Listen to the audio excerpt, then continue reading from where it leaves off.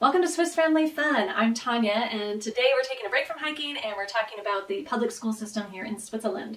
This is the third in our series. Today we're talking about the apprenticeship route. We've previously talked about the preparing for the path to Gymnasium, which is the academic route that some kids take. We've also talked about the secondary school system, the public secondary school system, which is between primary school and the apprenticeship route, so if you did not go to Gymnasium, and now we're talking about the apprenticeship. So this is for kids that have not passed any of those entrance exams and that are now going to go to the apprenticeship route where they're going to be working and going to school part-time. I feel like there's not so much information out there for the expat community because, frankly, most expats are not so excited about the apprenticeship route. They want their kids to go to university, so they are usually pulling their kids out of the Swiss school system if they don't pass any of those entrance exams. We are one of the few that have not done that, so I feel a little alone on this path, but I'm sure there's some more of you out there that are interested in it, so that's why I'm making this video.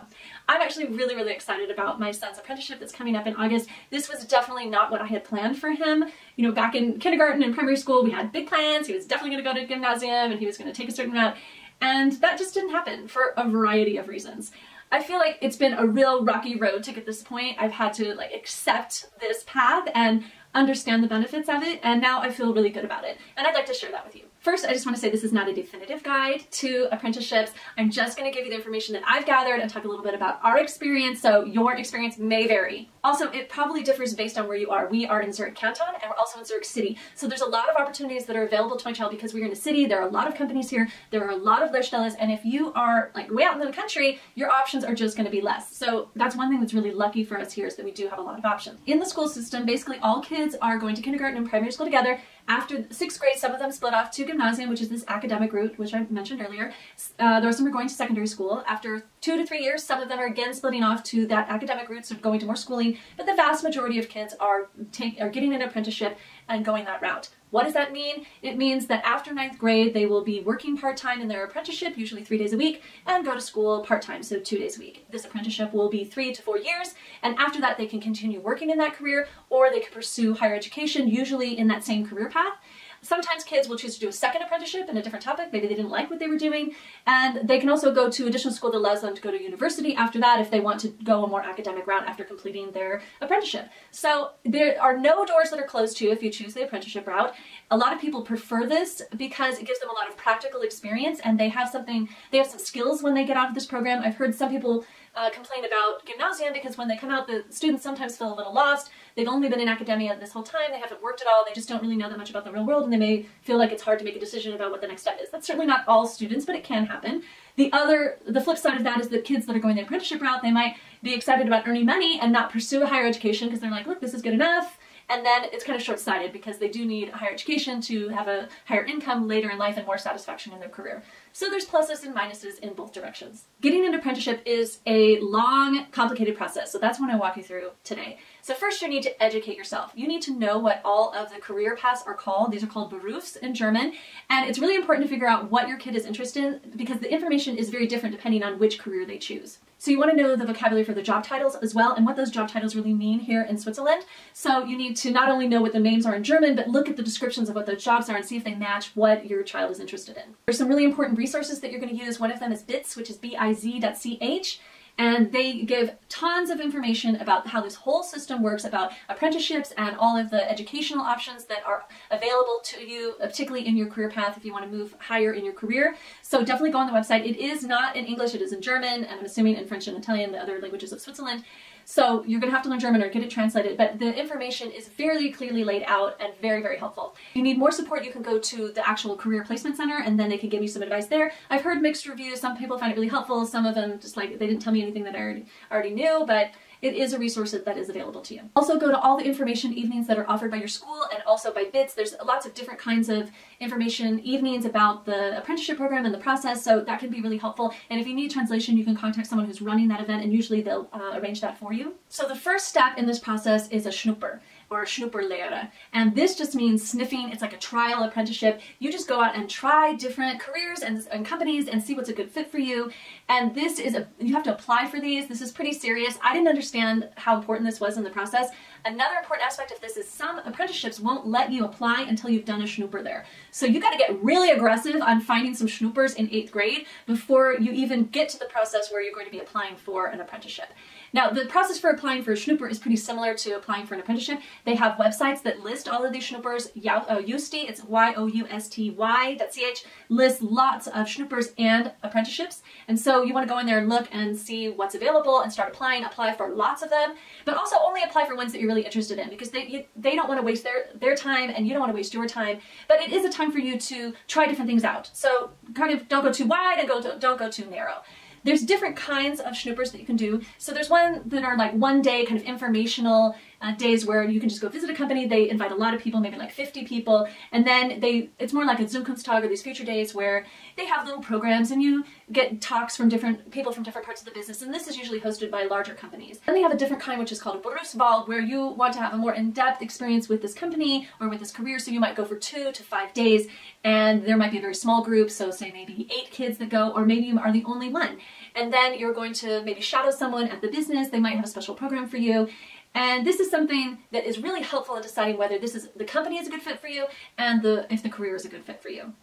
To apply for these, you usually have to send a letter of intent, you have to send your grades, and then they'll select you. So again, you have to apply to a lot of them to get a few of them that you want. The time when you can do the schnupper is, so usually apply for these in January and February, maybe a little bit later, and then the schnuppers are usually between May and June. This is in your 8th grade. And some schools have a specific time you have to do them, so like 1 week where everyone has to do their schnupper, and those are really hard because companies can't always do it during that week. They also recommend that you do it during your spring holidays, which was a little bit of a surprise to us because we had already booked our spring holiday, and I said, well, then you're not going to be able to do any of the schnuppers that are during the spring holidays, so there were some that he just had to set aside. So that would have been helpful to know. We could have done something else or scheduled our spring holiday in a different week after we knew what schnuppers were available when. So it'd be good to know ahead of time. Some schools just have you take joker days, which was the case at my son's school. So they didn't have any set time off. They just had to take a joker day for any schnupper that they wanted to do. And this was allowed. It wasn't just 1 or 2 days. They could just take as many days as they needed if they had an official schnupper to do. But a lot of schnuppers, you could just go into the office. Like if my friend, her daughter was interested in a veterinarian, so she just went in the veterinarian's office, made friends with them, and they let her come in, 1 day a week for a few weeks to just see what was going on and try it out. So if there's something at a smaller business, just go talk to the people, and they can then maybe build a personal relationship with them. They might be able to recommend you to another place. Maybe if they don't do a schnupper, someone else does. So there's this kind of informal network. It's also good to know that there are limited positions in certain careers. So certain careers might just have maybe 3 positions in the entire canton. So if your child's heart is set on that particular career, it's going to be tough. So you either have to help them expand their horizons or work really, really hard to get that schnupper or the apprenticeship in that area. So once you've done a schnupper in the 8th grade, starting the beginning of 9th grade, you can start applying for those apprenticeships. So most of them open at the beginning or the middle of August when they go back to school. Some industries start earlier. So my son was applying at banks, and their apprenticeships opened for application at the beginning of July and during the school holiday. So you really have to know when that period is so you don't miss it. When you're looking for an apprenticeship, you want to make sure you get an apprenticeship that has an EFZ. This is the Eidgenössische, I'm going to have to read it, Eidgenössische Fähigkeitszeugnis, and this means it's like a certificate that's recognized all over Switzerland that you have completed an apprenticeship in this particular career, you've reached like a certain level of achievement, and you also finished school. And so when you want to go on to higher education, they accept this as part of your entrance qualifications. So there are apprenticeships that don't have this. You definitely want one that does have it. The terms of an apprenticeship vary widely depending on which company you're going with. So big companies have very formal programs where they have schooling that goes along with it, and they have mentors, and they have a lot of extra benefits that go along with it. Smaller companies where you're just one apprentice in a tiny shop, it's just totally different. So you should be really clear on what the terms are before you choose to accept it and sign the contract. Once you choose an apprenticeship, you do have to sign a contract with them. In our case, my son was accepted for his apprenticeship in the middle of August, right as his 9th grade was starting, and we didn't sign the contract until the end of January. And so this is a little strange because if you want to continue to pursue maybe the schooling options where you're going to be taking the entrance exams for Kurzgymnasium or some of the Mittelschules, that's also happening in your 9th grade. So I don't know how that would happen because we were planning on having my son take those exams, but when he got this apprenticeship, we're like, okay, this one's such a great apprenticeship, we're just going to go that route, sign the contract, and just forget about those exams. But if you want to do both, I don't know how that works. You're going to have to talk to them right when you're applying and see if there's any flexibility there. When you sign the contract, it's for 3 to 4 years, so you got to plan on being here in Switzerland during that time. So that's not a great fit if you are possibly going to be moving during that time. You can break that contract, but you need to talk to them about what the terms are of breaking the contract because they're putting a big investment in your child. And I think that there might be a financial penalty if you break that contract early. I know that some kids have broken their contract because they really don't like that apprenticeship and they want to do something else. And so you just want to know what those terms are before you sign on the dotted line. In the apprenticeship that my son is doing, he's doing it in IT and application development for one of the banks. And you get paid a different amount. Everyone gets paid, but it depends on which industry you're in. In his case, the first year, I think he gets paid about $800 a month, and then it goes up maybe to $900 the next year, $1,000 the next year a month. They also, in his case, they give him money for a laptop. They pay for his books and other fees at the school that he's going to. It's called the Berufsschule. The school he's going to go to 2 days a week, and they give some other benefits. So it's great when you're working doing an apprenticeship with a big company because they do have all these other side benefits. Those smaller shops, you may not have some of these big benefits, but you might have some benefits of maybe being the only apprentice in the shop and getting more one-on-one attention. When you're applying for the apprenticeship, there's a few things you need to prepare. First, you have to write a letter of intent, and fortunately they practiced this in the school because I had no idea what would go in this letter. They don't have any work experience, and I thought, I don't even know what he's going to write, and plus my German's not perfect. But fortunately, they practice this a lot in school, and they give you templates, so that's not so difficult. You also have to submit your grades from school, and then you have to submit your grades from 2 standardized tests, which I had no idea that they were doing this, that this was required. It was a total surprise. I think it would be helpful to know this beforehand. These 2 tests, one is called the Stellwerk test. This is taken in school. It's done usually in December and January of their 8th grade year, and they only take it one time, and then they can't retake it, and those grades are then submitted as part of their application for an apprenticeship. The second standardized test is called multi-check. Not all apprenticeships require this, but a lot of them do. And this is a private test that you have to take. You spend 100 francs to take the test. You can retake it one time if you did poorly, but both sets of scores will be sent to the apprenticeship that you're applying for. The grades will reset once a year in April, so if you just totally bombed it twice, then you can wait till the next April and then retake it and apply again the next year. Hopefully that won't happen for you. With the multi-check, they do test your German and your math skills, all these academic skills, but they also test things like logic, memory, attention span, all sorts of other types of tests. It's also different depending on what career you're taking. So if you're going to graphic design, or if you're going to science, or if you're going to IT, or business, you take a different version of the exam. And so you need to make sure you're taking the right one that matches up with the apprenticeship that you're going for. In my son's case, I really didn't know that much about this test, and we wanted him to hurry and take it before the summer holidays because he needed to apply for the apprenticeship, and I didn't want him to forget everything while his brain melted over the summer holidays. And then in retrospect, I was a little regretting this because he did great overall. He had an excellent score, but his German was quite low, and it was low in a couple of areas, and I thought, oh, we should have prepped more. And after he took the exam, I found that they did offer prep courses, or private companies offered prep courses for the multi-check, which I had no idea. And I was like, oh shoot, you should have taken one of these, and then you could have scored better, and now I don't know if you're going to get a good Lehrstelle, and I was just so concerned. But when I called the multi-check company to ask them about this and understand if he could retake it and what the situation was, they explained to me that they don't recommend any of these private prep courses because they find that they don't help. They have lots of parents calling, complaining that their kid took the prep course and then still did bad on the test. I don't know. You know, it's just their opinion, but she really talked me off a ledge because I was so concerned after he had taken this test. And yeah, they offer a a practice exam for the multi-check on their website, so you can just go through that. So one element of the multi-check is that you get graded not only on a correct answer, but on how fast you answered it. So this can be so stressful because you're trying to obviously answer everything correctly, but you know in the back of your mind that the faster you do it, the better you're going to do on the exam overall. So this helps on the practice exams that they have on the website because you can see how fast, you can see kind of the time ticking down and see how fast you're going, because this is a totally different skill than just trying to do it correctly. So the scores of both these standardized exams are also submitted as part of your application to the apprenticeship. Another thing I forgot to mention is that most apprenticeships you can only apply if you were in Sec A. So in my previous video I talked about secondary school, and in secondary school they divide you into Sec A and Sec B. So Sec A are the better students, Sec B the students that need a little help, and they do have Sec C in some schools. If you are Sec B or C, you're going to have a very, very hard time finding an apprenticeship.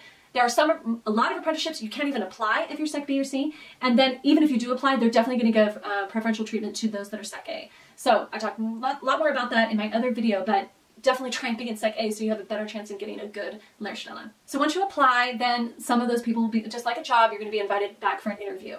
And then in my son's case, he was invited for a 2-hour interview on site. He met with the people that are mentoring the potential apprentices.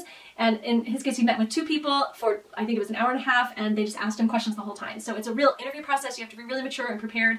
And it seemed really stressful for me. I was so proud of my son for doing it. We prepped him a little bit at home, but that's tough. And then they also walked him around the office and met some of the other people, but they're of course trying to see if you're a good, not only are you if you are who you say you are in your application, but if you're going to be a good fit for their organization.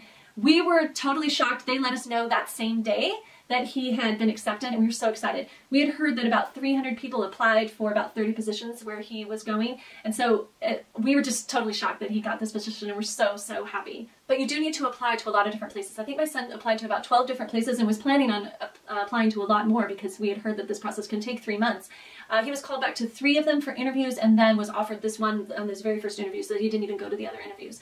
I think that's a little bit unusual, but you know, every situation is different. So another thing to know about the apprenticeship program, besides signing this contract for 3 to 4 years, you now only have 5 weeks of vacation like a normal working person here in Switzerland. So this is maybe a bit of a shock for those that have been enjoying their summer vacations, and it's definitely a sad change for us. You know, he's becoming an adult, and this is a great opportunity, so we just have to accept that. But you know, his younger brother will be on these longer school holidays, and he'll be at work. The school itself will have the normal school holidays, but anytime when the school is off on holiday, if he's not taking his 5 weeks from holiday from the job, he will go to work. If you're working at a shop that is open to the public, like a retail shop, then they almost always have the apprentices work on Saturdays. So this can also disrupt the family schedule if that's your family day to do things together on Saturday. This just was something that I was really hoping was not going to happen to my son. In his case, he's not working for a retail shop, so he always gets Saturdays off. In that case, they usually get another day during the week, like Wednesday or Monday as their day off. But again, it doesn't really match the schedule of the rest of the family, so that can be kind of disruptive. One additional schooling option that's available for those that are doing an apprenticeship is what's called BMS, or Berufsmaturität-Schule. And this has them go to a bit of additional school during these 4 years, and at the end they'll get what's called a Berufsmatura. This is not the same as the Matura that you would get if you were going to Gymnasium, but it does allow them to get entrance to a Fachhochschule, which is basically getting more higher education within the career path that they've chosen. So my son took the entrance exam for this BMS and thankfully passed. We did have him take a private prep class to help prepare for that. And the main benefit is that he can do this at the same time that he's doing his apprenticeship. Otherwise, he could also go to 1 year of full-time school after the apprenticeship and also get the Berufsmatura, or you could do it part-time and do it in 2 years. But it's just so much time out of your life that we thought it'd be much better for him to do it at the same time he's doing the apprenticeship. I've heard that it's very difficult to do it at the same time because it's just so much work. So it's possible that if it's too much work that he might drop out of that program, but I'm just really hoping that he'll rise to the occasion and get it done. We'll see. This exam is similar to the Kurzgängige exam and the other types of entrance exams. In his case, it had math, German, French, and English on the exam. So we were super happy he finally passed one of them because he hadn't previously passed the Kurzgängige or the Langgängige, so we were just like, oh no, it's not going to happen, but yay, he did. So we're super happy that he can do this extra schooling option, which will definitely open more doors for him afterwards.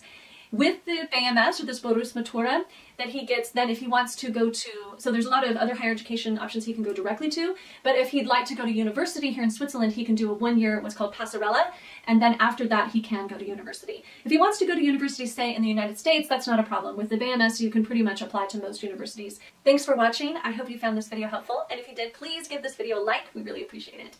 If you have a question, leave a comment below, and I'll try and point you in the right direction. And please subscribe to our channel to see more fun things in Switzerland. We do most of our videos here about hiking in Switzerland. That's our passion. So follow along for some of those adventures. And yeah, we'll see you here next time for more Swiss family fun.